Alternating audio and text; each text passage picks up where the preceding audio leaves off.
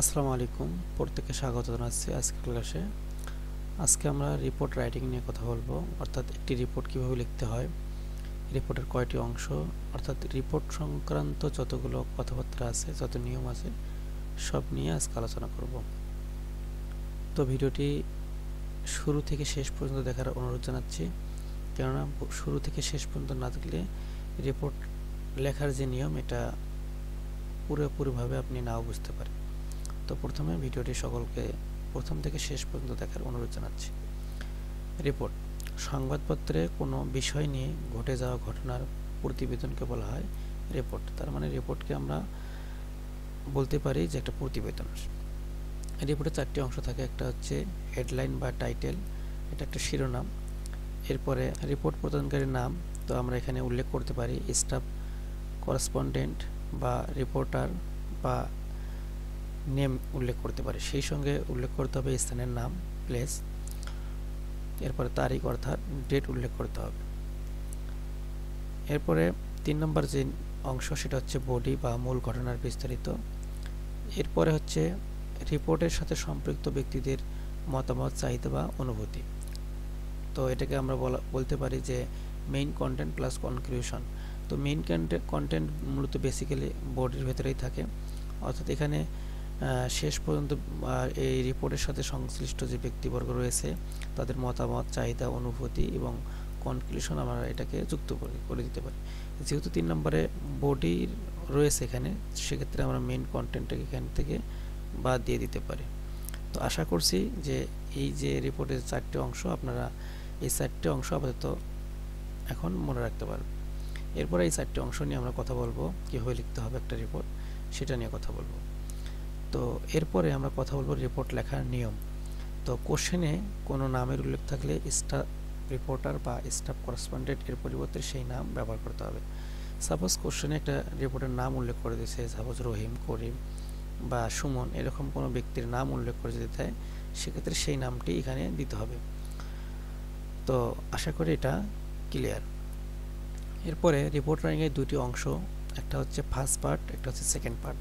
First part আসলেই এখানে summary হতে হবে, অবশ্যই সামারি অফ রিপোর্ট, রিপোর্টের একটা সারাংশ হতে হবে, যেন প্রথম অংশ পড়েই বোঝানো যায় এই রিপোর্টটি কী, কিসের জন্য, কী আকারে, এবং এর একটা সারাংশ বোঝা যায় কয়েক লাইনে মাত্র।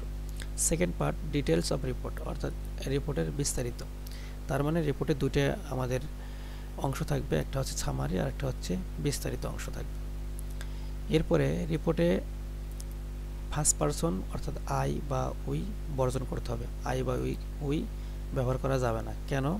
কেননা আমরা যখন কোনো প্রতিবেদন শুনবো, সেক্ষেত্রে কারো কোনো ব্যক্তিগত মতামত বা ব্যক্তিগত কোনো বক্তব্য আমরা শুনবো না। সুতরাং সেজন্য আমরা রিপোর্টে ফার্স্ট পারসন আই বা উই বর্জন করব অবশ্যই, সেজন্য আমরা আই বা উই ব্যবহার করব না।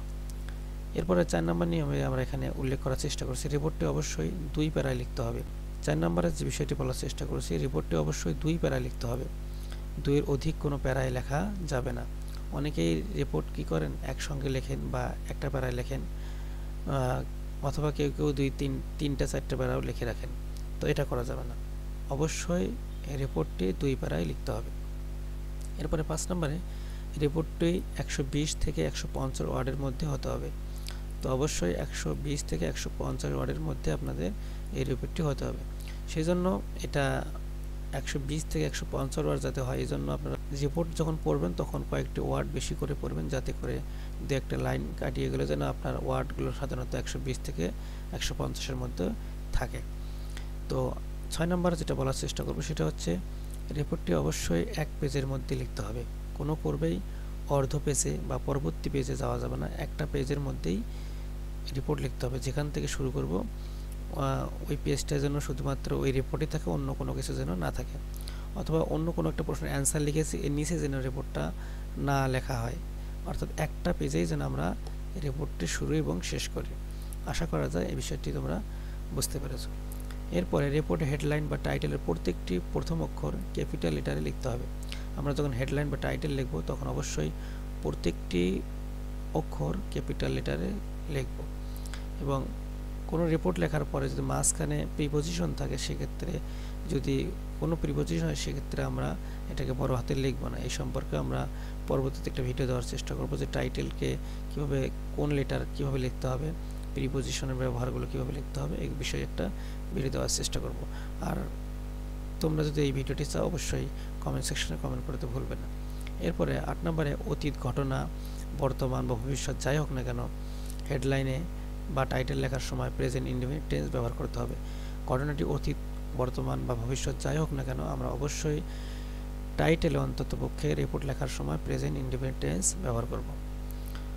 তবে চলমান ঘটনা বোঝালে কন্টিনিউয়াস টেন্স ব্যবহার করতে হবে, কিন্তু বিভার ব্যবহার করা যাবে না। অর্থাৎ কোনো রিপোর্টে আমরা কন্টিনিউয়াস টেন্স ব্যবহার করব শুধুমাত্র চলমান ঘটনা বোঝাইলে, কিন্তু কখনো আমরা কি করব না, বিভার ব্যবহার করব না। মোটামুটিভাবে এই হচ্ছে রিপোর্ট লেখার নিয়ম। আরও কিছু নিয়ম রয়েছে, এগুলো আমরা কোনো একটা ভিডিওতে দেওয়ার চেষ্টা করব। মোটামুটিভাবে 8টি নিয়ম যদি কেউ মনে রাখতে পারে রিপোর্ট লেখার ক্ষেত্রে, সেখান থেকে সে একটা ভালো নাম্বার ক্যারি করতে পারবে যদি রিপোর্ট পরীক্ষায় আসে, এবং এখান থেকে একটা ভালো নাম্বার ক্যারি করতে পারবে। তো একটা ফরম্যাট এখানে সাজিয়েছি, যে কোনো দুর্ঘটনা বিষয়ক রিপোর্ট, যেমন হতে পারে road accident, fire broke, A building collapse, fire in a slum, sinking vessel, fire on a garments factory. তো আমরা জাস্ট একটা হেডলাইন দেবো, a terrible road accident occur in Rangpur. তো আমরা এখানে টপিকের জায়গায় যে টপিকটি আসবে সেই টপিকটি দিয়ে দেবো। এরপরে আমরা লিখব স্টাফ করেসপন্ডেন্ট। এখন স্টাফ করেসপন্ডেন্ট না থেকে যদি রিপোর্টের নাম উল্লেখ থাকে, রিপোর্টারের নাম, সেক্ষেত্রে সেই নামটি ব্যবহার করতে হবে। এরপরে সংবাদদাতা ডেইলি স্টার। এরপরে যে স্থান উল্লেখ করতে হবে, আমরা স্থান উল্লেখ করেছি রংপুর, আপনার যে এলাকা সেই এলাকা দিতে পারেন, অথবা রিপোর্টটি যেখান থেকে করবেন সেই এলাকায় আপনি উল্লেখ করে দিতে পারেন। এরপরে আমরা ডেট উল্লেখ করব 15ই জুন 2023। এরপরে আমরা আমাদের যে রিপোর্ট পার্টের যে দুটো অংশ আমরা বলেছি এখানে, যে একটা হচ্ছে সামারি, একটা হচ্ছে ডিটেলসে বর্ণনা, এখান থেকে আমরা এখানে একটা সামারি অংশ রেখেছি। এরপরে আমরা এখানে ডিটেলস অংশ এখানে উল্লেখ করে দিয়েছি।